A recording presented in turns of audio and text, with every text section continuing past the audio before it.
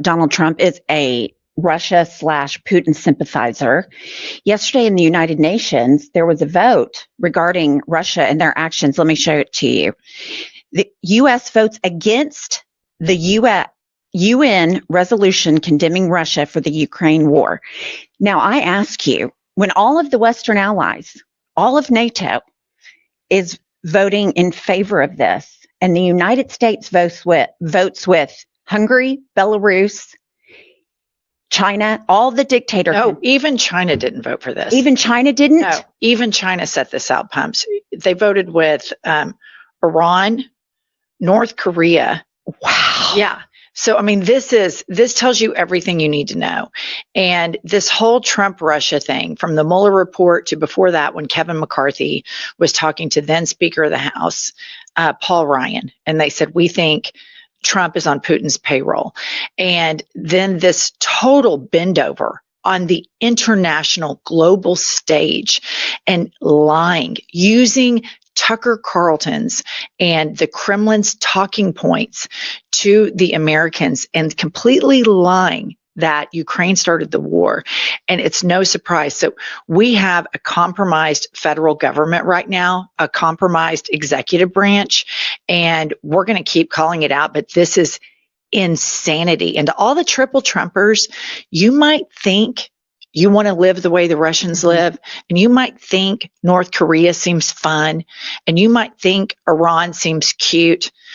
You're a dumbass. You're a total dumbass. This is devastating to our country and to the entire international order. What struck me about it is you have all of these reports coming out. I've read different articles that, Trump's a Russian asset and so said this, and this is what we know. I'm like, I don't have to read anything that tells me that Trump is aligned with Russia because I can look at his actions. His actions tell me all I need to know. Tulsi Gabbard in the intelligence, it's just one thing right after the other. But Mark Kelly, what I thought Senator Mark Kelly said, I thought was worth us hearing because I think it's so true and it makes a great point. Senator, what's your reaction to where the U.S. stands tonight on this war, which is obviously tougher on Ukraine than on Russia?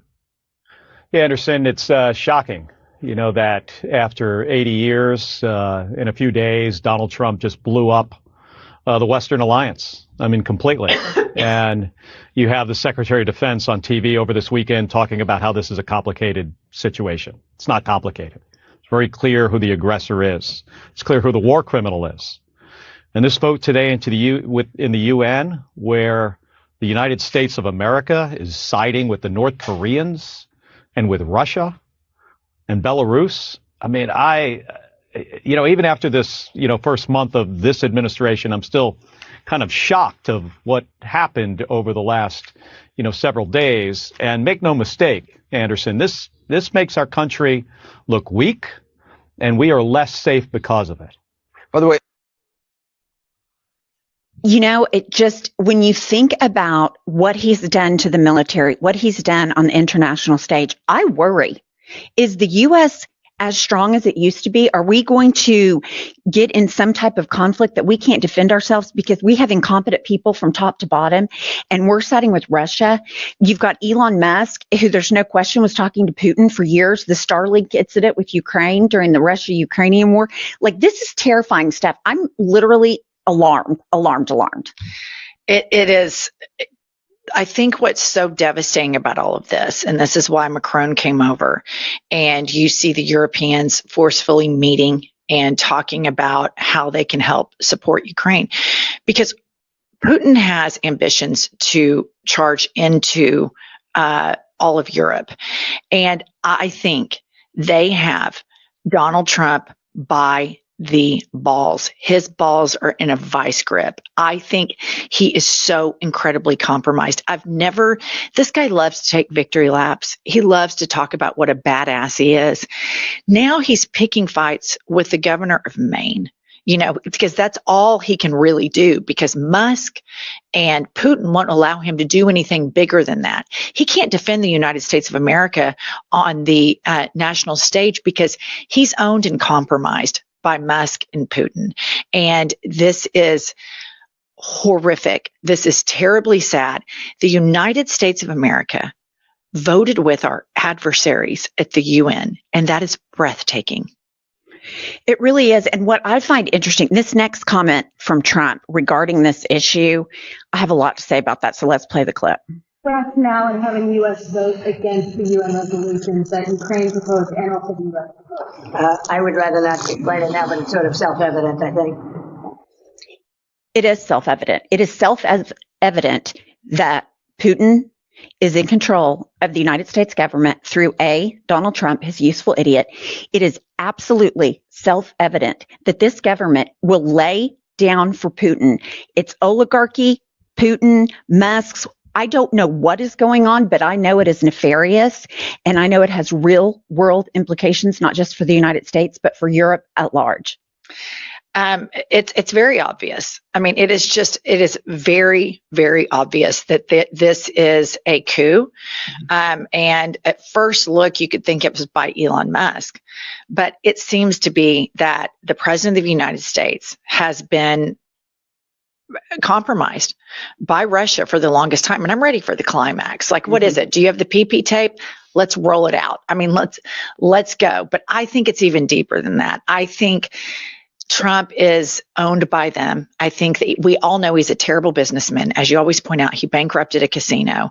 I think the Russians have bailed him out. I think they have him compromised financially. I think they have him compromised with other, probably provocative style compromising material, and they own him. And when you see him, his posture sitting next to Macron, how he's slumped over, how emasculated this man looks. And when you see him, when Elon Musk is dominating him in the Oval Office, standing up over him with a kid on his shoulders when the kid wasn't wiping the boogers on the desk, and he's slumped over and sitting there, this man is the weakest American president we have ever seen.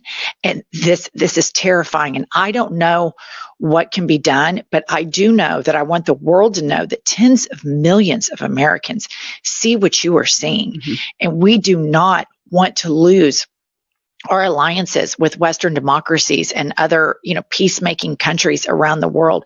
This is horrifying for us to watch, that Donald Trump, the president of the United States, is kissing ass to a human rights violator, a thug, voting with North Korea. But this shouldn't be that big of a surprise. This man said during his first term that he was in love with Kim Jong-un, right? And they wrote each other love letters. I mean, so I really just have such disdain for any triple Trumper, because you have agency over the news that you get. And if you just traffic in all this bullshit, people are getting fired. People that just want to live their lives and have a stable job. I was just at the hair salon this morning. The woman sitting next to me, attorney, fired from the FAA. I've heard it's widespread.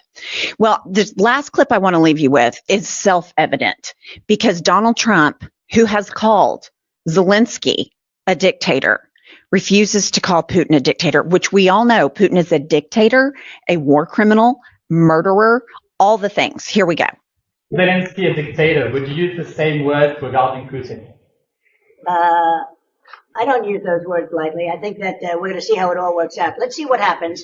I think we have a chance of a really good settlement between various countries. And, you're talking about Europe, and you're talking about Ukraine as part of that whole situation. The other side has a lot of support also. So let's see how it all works out. It might work out. Look, you can never make up lives. So the one thing you can make up the money, but you can't make up the lives. A lot of lives lost. I think probably a lot more lives than people are talking about. It's been okay. That's enough. So he will run around and call Zelensky a dictator, but he doesn't use that word lightly when it comes to Putin, and he has absolutely no respect for anything but money. He's sitting there saying a lot of lives were lost. He doesn't give a shit. He doesn't give a shit that unprovoked, Russia went in and tried to take over a sovereign nation. He doesn't care, because Putin is his bedfellow. And it is as obvious to me as the nose. It is obvious to me as the nose on my face. Also, it's insulting to all of our intelligence that he would say that he's so worried about lives lost when he is talking about relocating all Palestinians and developing that into condominiums. Never, not one time has he ever expressed the war crimes from Benjamin Netanyahu to Palestine. Not one time has he ever expressed that. He wants to cherry pick when he cares about lives. What he cares about are Russian lives, because Putin cares about that, because Putin has ambitions to dominate and control the United States of America, and everybody needs to wake up. Completely agree. Stick with us for more updates.